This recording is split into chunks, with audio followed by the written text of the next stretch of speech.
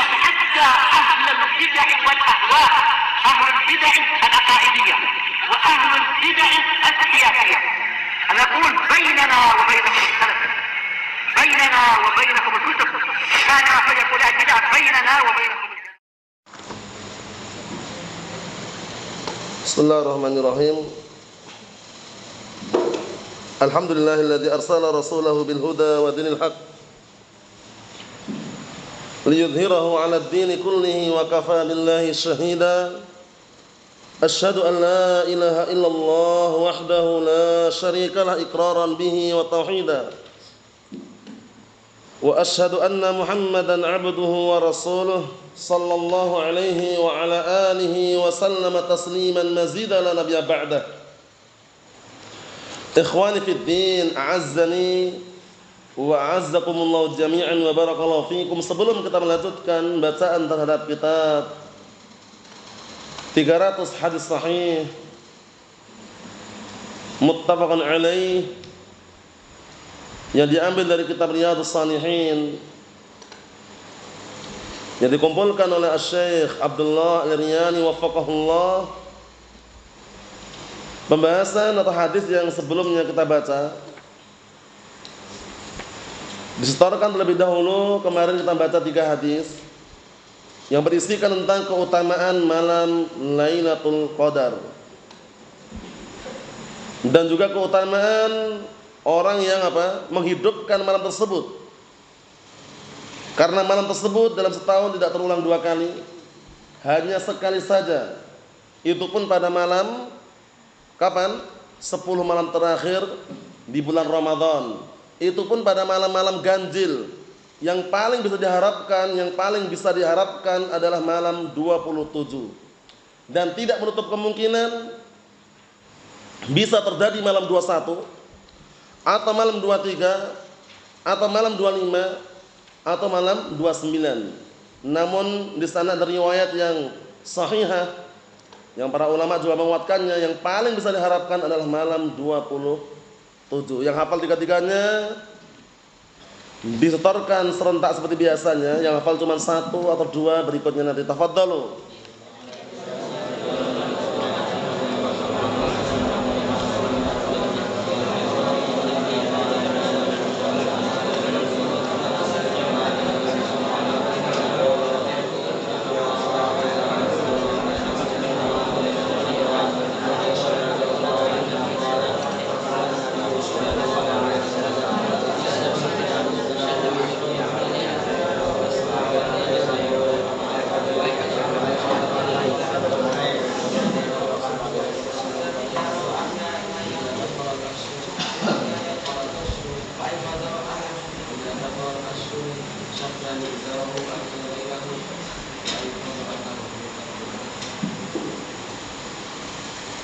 Naam.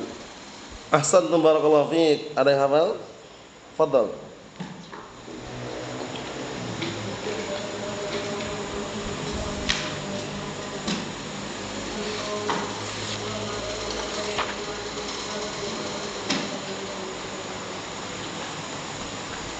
Muttafaqun alaih, man qama lailatul qadri. Naam.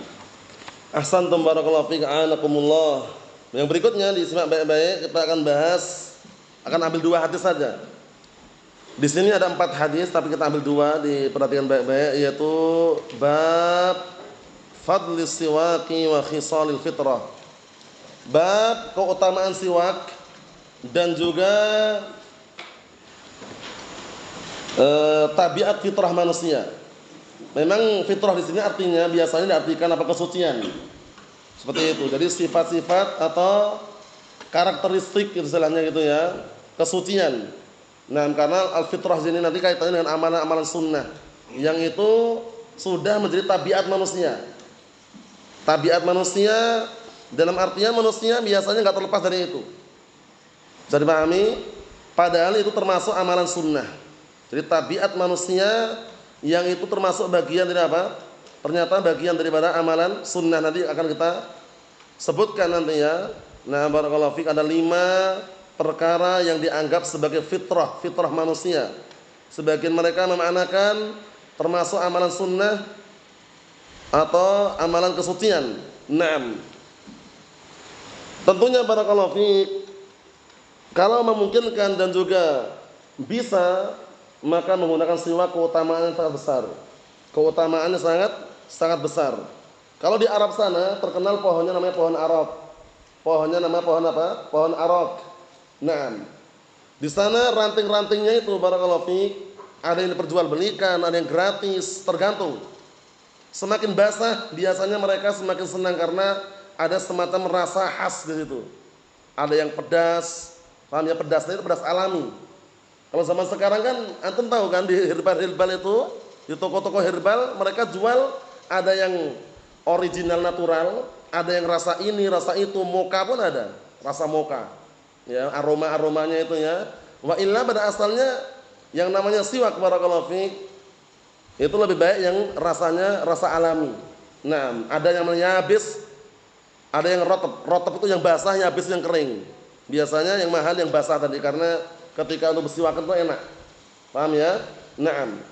Kemudian apakah dikiaskan dengan ranting-ranting yang ada selain siwak?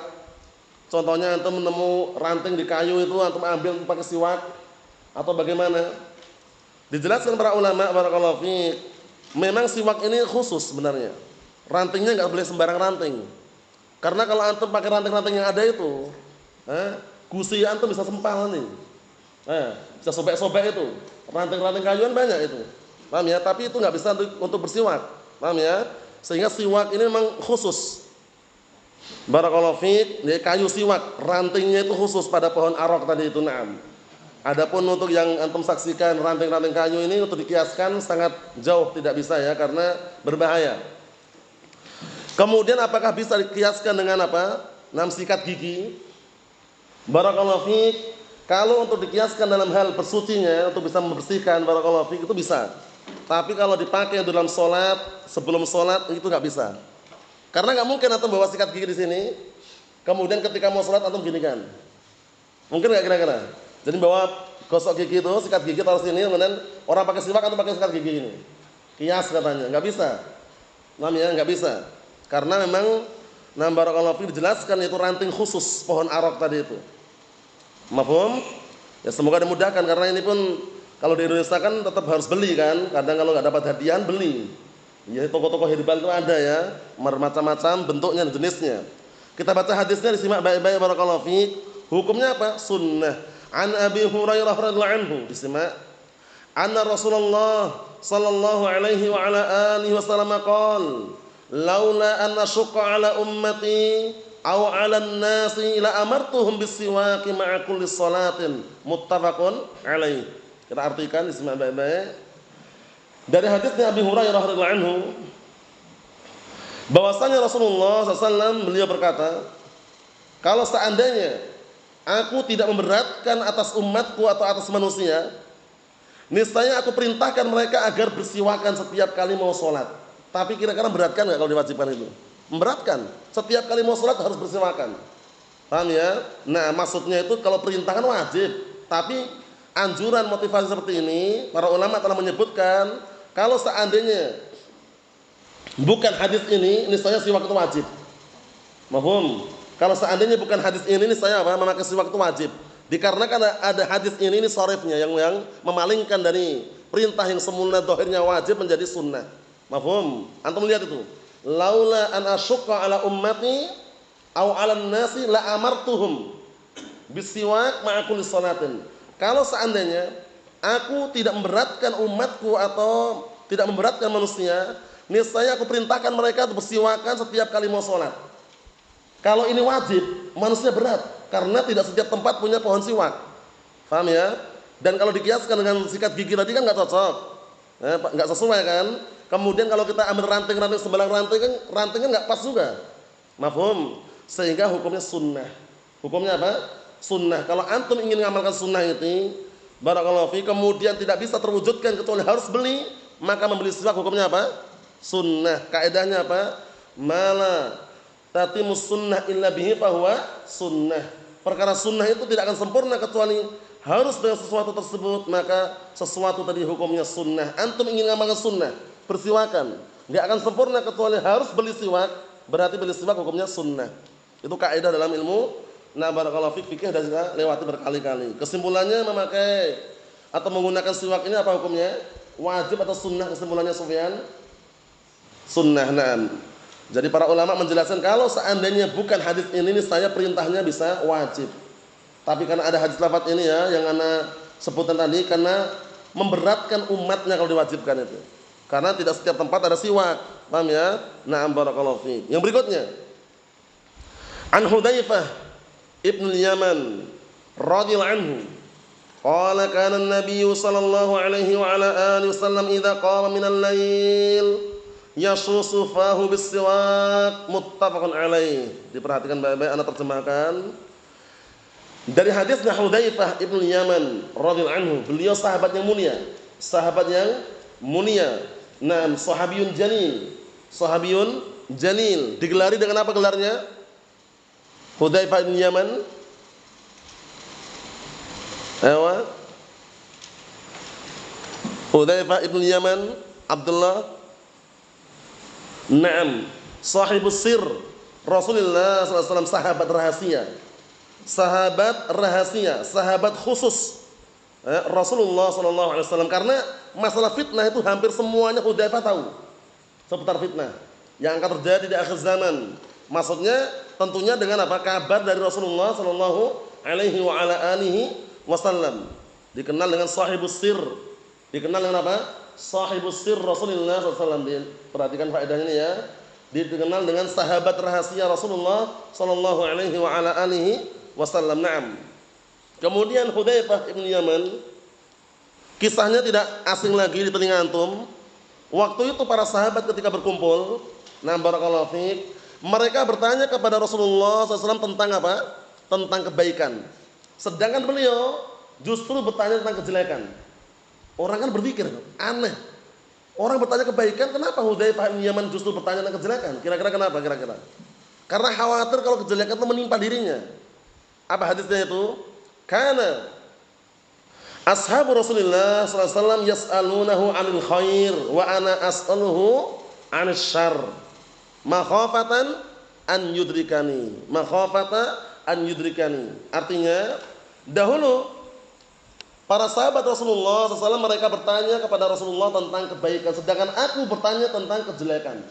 Jadi para sahabat bertanya tentang kebaikan, tapi beliau Hudzaifah ibn Yaman radhiyallahu anhu bertanya tentang apa? Bertanya tentang kejelekan. Fungsi tujuannya kenapa? Orang bertanya kebaikan, tapi beliau bertanya kejelekan.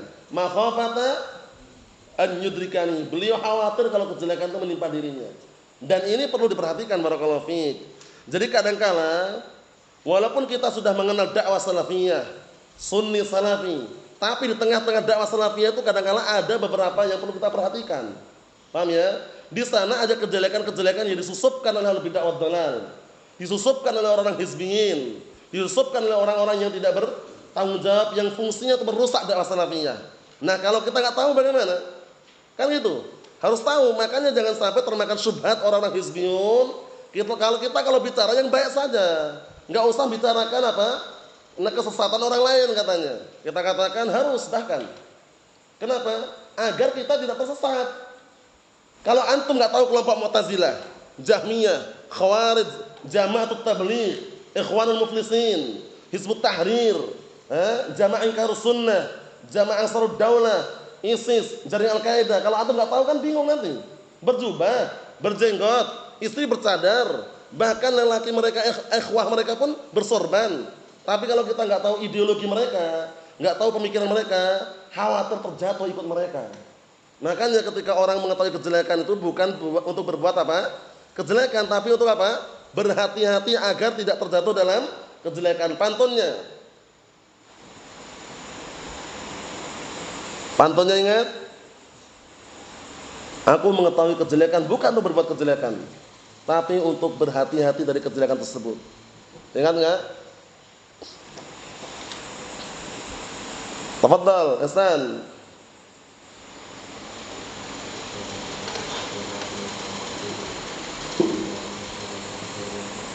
Naam, ahsan tabarakallahu fiik, dihafalkan itu ya. Araftu syarra la li syarri, lakin li tawaqqihi, wa man la ya'rifu syarra minal khairi yaqa'u fihi. Itu pantunnya sering muncul itu ya. Jadi aku mengetahui kejelekan bukan untuk berbuat kejelekan, tapi untuk berhati-hati dari kejelekan tersebut. Dan barang siapa yang tidak mau mengetahui kejelekan yang ada pada kebaikan, niscaya dia akan terjatuh dalamnya. Mafhum? Antum datang di kampung orang lain, jalannya memang ada yang halus, ada yang lubang juga. Tapi suatu ketika perlu antum tanya, di situ jalannya bagaimana Pak? Ada lubangnya atau tidak? Paham ya? Jangan langsung antum lewati ternyata masuk ke dalam lubang. Karena apa? Kadangkala barakallahu fiik, kita perlu tahu. Bapaknya bilang, hati-hati Pak, di depan situ walaupun jalannya halus mulus, tapi ada lubangnya. Disitulah kita hati-hati. Paham ya? Berhati-hati agar tidak masuk dalam lubang. Mafhum? Maksudnya barakallahu fiik, kita mengetahui kesesatan kelompok-kelompok sesat fungsinya bukan untuk kita ngikuti kesesatannya, tapi apa? Untuk berhati-hati, waspada terhadap kesesatannya. Kelompok-kelompok yang Anda sebutkan tadi itu, kita akan tahu kalau mengenal ideologi mereka. Apa itu ideologi? Pemikiran mereka. Jadi kalau kita nggak tahu pemikirannya, dikirain sama, berjubah, berjenggot, istri bertadar, ternyata JT, Jamaatul Tabligh ternyata. Paham ya? Nah, Jamaah Tabligh itu, Allah musta'an. Dengan ideologi akan nampak nanti. Yang seperti ini jangan bilang, oh itu ghibah Ustaz, itu bahaya. Bicarakan kesesatan orang lain. Kalau kita nggak bicarakan kesesatan kelompok sesat, orang terfitnah nanti. Dikirain itu ahlus sunnah. Paham ya? Nah, antum lihat kelompok jaringan Al-Qaeda. Kalau di Yaman sana dikenal Al-Qaeda. Paham ya? Di Indonesia mungkin taruhlah dikenal jaringan Al-Qaeda. Kalau Yaman Al-Qaeda sana. Paham ya? Kemudian kalau di Arab sana Daesh, kalau di Indonesia ISIS. Itu pakaian sama di sana. Berjubah juga mereka. Berjenggot, bersorban, istri bercadar juga. Tapi ideologinya, pemikirannya itulah yang perlu kita jelaskan kepada umat agar orang berhati-hati. Mafhum? Jadi kata Syekh Shalih Fauzan, faedahnya bagus sekali. Beliau mengatakan ketika beliau syarah silsilah rasail, kata beliau barakallahu fiik, fala yakfi al-insan atau fala yakfi lil-insan an ya'rifal haqqa faqat. Bal budda an ya'rifal haqqa wal batil. Ya'riful haqqa min ajli an ya'mala bih wa ya'riful batil min ajli an yatajannabah. Diperhatikan itu. Kata Syekh Shalih Fauzan astabahullah, beliau menyatakan seseorang itu enggak cukup mengenal kebenaran saja, tapi dia harus mengenal kebatilan juga. Mengenal kebenaran dalam rangka untuk diamalkan, mengenal kebatilan dalam rangka untuk dijauhi. Mafhum? Sehingga bagaimanapun keadaannya kita harus tahu kelompok-kelompok sesat biar tidak apa? Terjerumus, terjatuh mengikuti langkah-langkah mereka. Mafhum? Karena tidak semua yang bercadar itu ahlus sunnah, tidak semua yang berjenggot, bersorban, celana cingkrang itu ahlus sunnah, tapi yang membedakan adalah ideologi pemikirannya. Mafhum? Naam. Ini sekedar selingan seputar Hudzaifah ibnul Yaman. Beliau digelari dengan apa tadi? Sahibus sir Rasulullah sallallahu alaihi wasallam, sahabat rahasianya Rasulullah sallallahu alaihi wasallam. Maksudnya bagaimana? Tidak semua sahabat tahu tentang fitnah, tapi beliau tahu. Masya Allah, naam. Itu terkenal ya, disebutkan dalam tarjumahnya biografi Hudzaifah ibnul Yaman radhiyallahu anhu. Kita lihat berikutnya. Beliau berkata, dahulu Rasulullah sallallahu alaihi wa ala alihi wasallam apabila bangun malam, qama minal lail, bangun malam. Bangun malam, yasusu artinya nyunakki, membersihkan artinya. Paham ya? Yasusu yunakki, nakko yunakki, membersihkan. Fahu, beliau membersihkan mulutnya bisiwak, dengan siwak. Jadi ketika beliau bangun malam, beliau bersiwakan. Masya Allah. Naam. Ini termasuk motivasi buat kita kalau memungkinkan suatu ketika beli siwak bagus. Paham ya? Dipakai untuk apa? Sunnah, mengamalkan sunnah ini. Jadi beliau kalau bangun malam, beliau bersihkan mulutnya dengan apa? Siwak. Karena siwak ini bukan hanya membersihkan gigi aja. Kadang-kala kalau Anda perhatikan bagaimana cara menggunakan siwak itu disebutkan dalam kitab-kitab itu, kadang bisa membersihkan apa? Bagian lisan itu lidah. Yang apa ya? Mungkin yang bagian naam barakallahu fiik, yang bagian atas, bagian bawahnya. Ya antum bayangkan sendiri ya, seperti itu. Kemudian barakallahu fiik, termasuk faedah dan keutamaannya juga disebutkan para ulama juga, memperkuat gusi-gusi yang ada. Karena kalau antum pakai siwak yang basah itu terasa sekali, yang basah itu. Ada semacam kata mereka itu enzim. Wallah alam enzim itu apa? Yang penting zat-zat yang bisa ada kaitannya penguat gigi di situ.